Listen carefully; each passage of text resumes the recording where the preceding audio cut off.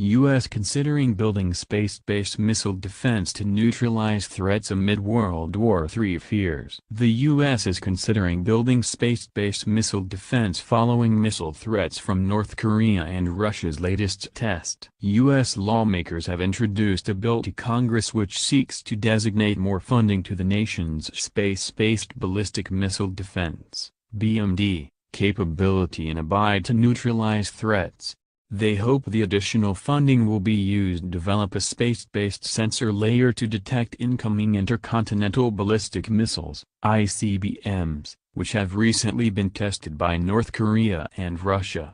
They are also said to want to develop an interceptor to neutralize threats. The U.S. fiscal year 2018 appropriations bill states that the intercept layer has to achieve operational capability at the earliest practicable date.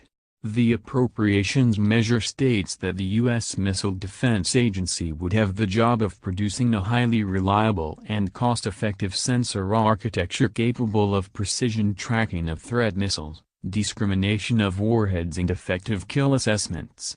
Actionable steps for the plan would have to be introduced within a year of the bill's enactment. It has been reported the new structure would also be required to fully integrate with existing BMD layers. The existing BMD layers are the Patriot Missile Defense, the Terminal High Altitude Area Defense System, THAAD, and the Sea-Based Aegis System.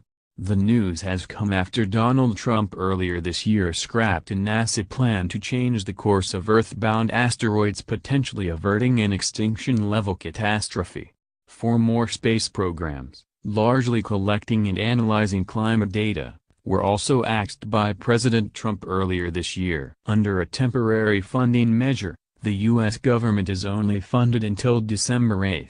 A failure to sign the fiscal appropriations measures into law by December will lead to the U.S. government being shut down. In 2013, while Barack Obama was president, there was a government shutdown after Republicans refused to accept a temporary funding measure unless the then-president agreed to delay his healthcare reforms.